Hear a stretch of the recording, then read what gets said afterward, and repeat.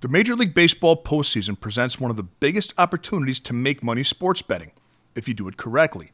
During the postseason, I'm going to break down every single game in depth right here on YouTube and pick a winner for each game with the aim of hitting 62%. You're in the right place, so drown out the noise. Put down your toys. Single bets only. It's the parlay that destroys. Let's build up that bankroll with patience and poise. So many good cappers, you made the right choice. I'm grateful you chose me. Let's go get it, boys.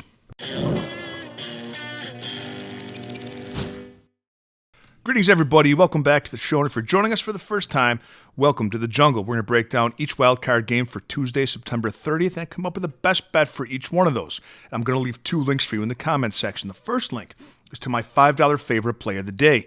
And for just $5 and no further obligation, you get my best baseball bet of the day text to your phone. The second link is to become a jungle member. And for as little as 55 cents a day, 57 to our Canadian friends, you can become a member, become part of the fastest growing sports betting movement in the Western Hemisphere.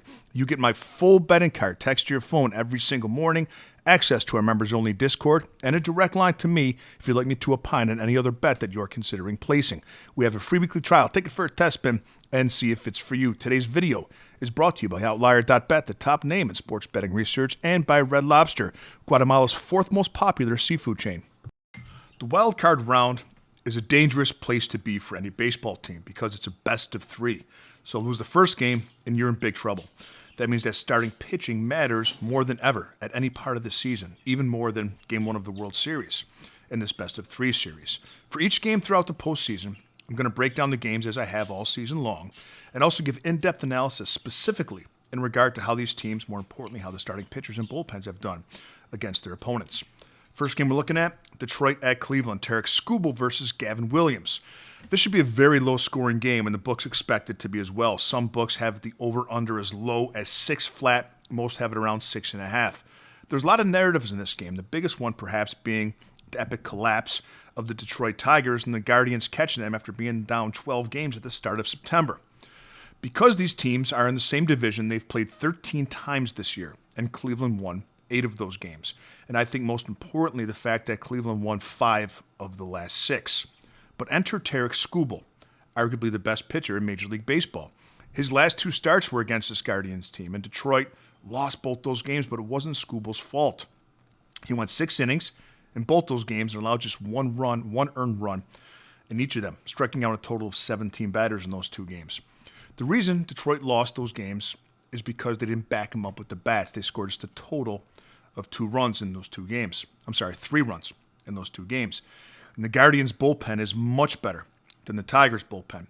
One thing I did all season is broke down the bullpens and took a look at form throughout the year, but also current form over the last week. But that's a little different now in the postseason because teams are more rested and really going all in every single game. So we're going to look at the bullpens when we break these games down from a year standpoint, a standpoint of a year, and not just over the last week. Cleveland, by my rankings, were the 3rd best bullpen this year in Major League Baseball, a 3.44 ERA and a whip of 1.23. Compare that to Detroit, who had an ERA of 4.05 and a whip of 1.30. The Tigers' bullpen also gave up 22 more home runs than the Guardians' bullpen did, and they walked more batters. Guardians starter Gavin Williams has been very good against the Tigers as well. He started 3 games against them this season, pitched 5 innings, 6 innings, and 6 innings, and allowed a total of just 1 run in those 3 starts. So where do we go with this play here? Well, it's hard to go against Skubal, but it's hard to go against the Guardians' bullpen. And Gavin Williams, as a starter, hard to go against him against the Tigers for that matter. And also, even though they closed out the season strongly, the Guardians' bats aren't in great shape, just a 207 team average in their last 7 games. Well, I think the best bet in this game is Gavin Williams of the Guardians to record over 5.5 strikeouts. He just struck them out 12 times last time he faced them, and dating back to July of 2024, he faced the Tigers 5 times and has at least 8 strikeouts in every single one of those games. And if he's cruising, which I think he will be, I fully expect him to be, Cleveland will want him to pitch 6 full innings to give that bullpen a little bit more time to come into the game on Wednesday. That's the play here. We're going with Gavin Williams, Guardians, over 5.5 strikeouts. Second game up, Padres at the Cubs. It's Nick Pivetta going for the Padres. At the time I'm filming this video, no official starter yet for the Cubs. so we're going to handicap the game without it, but it's going to be Imanaga, Boyd, and Horton, and we can do that with that information. Pivetta has been the Padres' best starter this season, 13-5, a sub-3 ERA, and a sub-1 whip. I often talk about how elite a sub-1 whip is. Pivetta has pitched twice against the Cubs this season, a poor outing on the road in Chicago, where he lost, and a great outing at home in San Diego, which he won. Pivetta hasn't been that good on the road this season, however. Worst numbers on the road, 3.55 ERA, and a record of just 5-4. Both these teams are hitting the ball very, very well to close out the season. In fact, they're tied for the second best team average in baseball over the last 7 games with an average of .261. The difference, however, was that San Diego in those last 7 games won 6. They were 6-1, and the Cubs were 4-3, and that's because of the Padres' bullpen.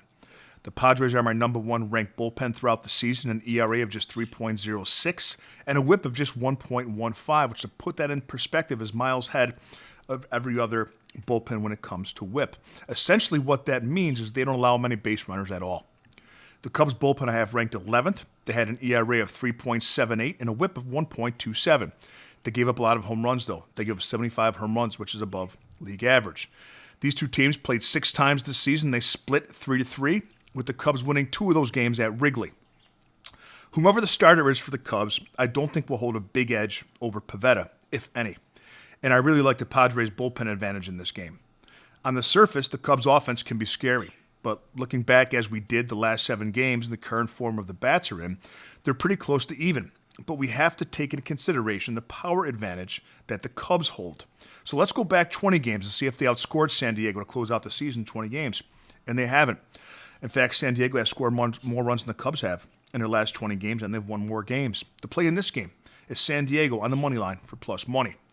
Red Sox at the Yankees. Garrett Crochet versus Max Fried. They've played 13 times this season as division rivals, and Boston has won 9 of those games, including 5 at Yankee Stadium. Crochet has started 4 games this year against New York. The games in which he was part of the decision, he was 3-0. In the only game he was not part of the decision, he was brilliant. 8 1/3 innings pitched, just 1 earned run, and Boston won that game too. So Boston has won 4. All 4 games Crochet has started against the Yankees and have outscored the Yankees in that game in that time 30-13. Crochet also struck out the Yankees 23 times his last 2 starts across 13 innings. Max Fried has been decent against the Red Sox. This season, 3 starts, he's 1-1. He's allowed 4 earned runs across 3 starts. But Crochet certainly holds the edge here. And the Red Sox have a huge bullpen advantage. Forget the conception that you may have watching the Red Sox blow a lead and having bullpen struggles throughout a small sample size of the season. Remember, they played 162 games.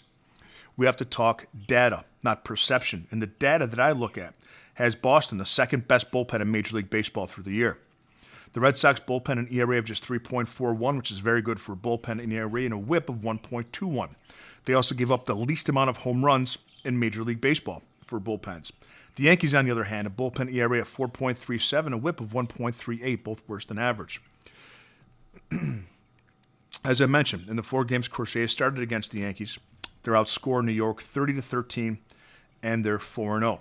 The bullpen advantage and the psychological edge as well, as they have owned the Yankees this season. The play in this game is Boston on the money line.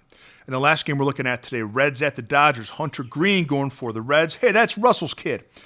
Against Blake Snell. Hey, that's Dave's kid for the Dodgers. And yes, that's correct. The offspring of Russell Green and Dave Snell will go at it in Los Angeles. Green is 7-4 with an ERA of just 2.76 and a sub-1 whip of an elite 0.94. Snell is 5-4 with a smaller ERA of 2.35, but he has one of the highest walk percentages in Major League Baseball, 10.2%. He struggles a lot with his control. Because of that, he has a whip of 1.26, meaning he allows more base runners than an average starting pitcher per inning. And that, to me, gives Hunter Green the edge here and the Cincinnati Reds. And the Reds have the bullpen advantage as well. The Dodgers have had all kinds of bullpen troubles this season. The bullpen had an ERA of 4.27 and a whip of 1.31. They've also allowed a ton of home runs this year, 5th most in baseball, and have allowed the 5th most walks of any bullpen in baseball as well. And you could tell they don't know what to do with their bullpen. Moving Clayton Kershaw to the bullpen, I don't know if that's going to work. Kershaw's not the same. He's used to putting batters away with the strikeout. He just isn't doing that now. 18.1 strikeout percent is the lowest of his career. well below Major League average. His velocity's gone. His whip is up near 1.3, and his ERA is close to 4. Over the last 7 games, the Reds have a higher batting average than the Dodgers, but this is where the cap comes in here. The Dodgers have scored 12 more runs than them in that time. The power discrepancy can't be ignored here. These two teams have played 6 times this season. The Dodgers have won 5 of those times, despite the pitching advantage that Cincinnati has in this game. And my only worry with the Dodgers starting pitching is Snell putting runners on base.